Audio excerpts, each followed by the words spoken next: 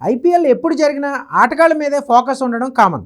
కానీ ఈ cash rich league ఎప్పుడు జరిగినా Sunrisers Hyderabad franchise owner Kavya Maran special అట్రాక్షన్గా నిలుస్తుంది. ముఖ్యంగా తన జట్టు ఆటగాళ్ళు సిక్సర్లు, ఫోర్లు కొట్టినప్పుడు, వికెట్లు తీసినప్పుడు ఆమె ఇచ్చే ఎక్స్ప్రెషన్స్ సోషల్ మీడియాలో తెగ వైరల్ అవుతాయి. ఐపీఎల్లో కావ్య మారన్ కూడా స్పెషల్ ఫ్యాన్ బేస్ ఉందన్నది అందరూ అంగీకరించాల్సిందే. కాగా 18వ సీజన్లో మాత్రం తొలి మ్యాచ్ గెలిచిన తర్వాత సన్ రైజర్స్ వరుసగా 4 మ్యాచ్ల్లో ఓడిపోయింది.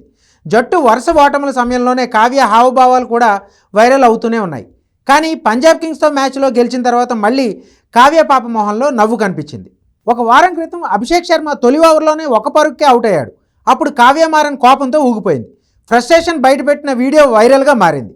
దీంతో ఐపీఎల్ 2025 సీజన్లో వరుసగా 4వ ఓటమిని సన్ రైజర్స్ చవిచూసింది. ఆ సమయంలో ఫ్రాంచైజీ ఓనర్ కావ్య మారన్ కోపంగా ఉన్న వీడియో సోషల్ మీడియాలో వైరల్ అయింది. కానీ శనివారం అభిషేక్ శర్మ ఐపీఎల్ చరిత్రలోనే అత్యుత్తమ ఇన్నింగ్స్తో ఆమె ముఖంలో చిరునవ్వు తెప్పించాడు. సన్ రైజర్స్ వరుస ఓటములకు బ్రేక్ పడటంలో అభిషేక్ కీలక పాత్ర పోషించాడు.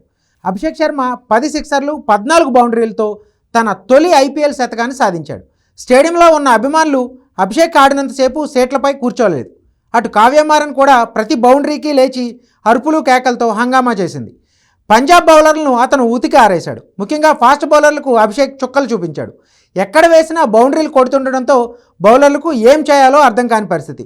ఇక చాహల్ బౌలింగ్లో సింగిల్ తీసి సెంచరీ పూర్తి చేసుకున్న అభిషేక్ తనదైన శైలిలో తన సెంచరీని ఎంజాయ్ చేశాడు. తన జేబులో నుంచి ఒక తెల్ల పేపర్ తీసి అందరికీ చూపించాడు. మొదట అసలు ఆ పేపర్లో ఏముందే అనేది ఎవరికీ అర్థం కాలేదు. This one is for orange army అని రాశాడని కెమెరా జూమ్ చేశాక అర్థమైంది. దీంతో ఫ్యాన్స్ పండగ చేసుకున్నారు. గెలిచినా ఓడినా తమ టీం కోసం ఎప్పుడూ సపోర్ట్గా ఉండే అభిమానుల కోసం అభిషేక్ శర్మ ఇలా పేపర్పై రాసి అందరికీ చూపించడం ఫ్యాన్స్లో మరింత జోష్ నింపింది. ఈ మ్యాచ్లో అభిషేక్ శర్మ 141 పరుగులు చేశాడు. ఇది ఐపీఎల్ చరిత్రలోనే ఒక ఇండియన్ క్రికెటర్ చేసిన హైయెస్ట్ స్కోర్.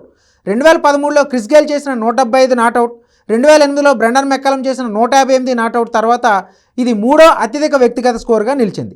అభిషేక్ సెంచరీ చేసినప్పుడు కావ్య ఆనందంతో తన సీట్ నుండి లేచి నిలబడి ఎగిరి గంతులేసింది. ఆమె హైదరాబాద్లోని రాజీవ్ గాంధీ అంతర్జాతీయ స్టేడియంలో ఉన్న 24 ఏళ్ల అభిషేక్ తల్లిదండ్రులను కలిసి వారిని ప్రత్యేకంగా అభినందించింది.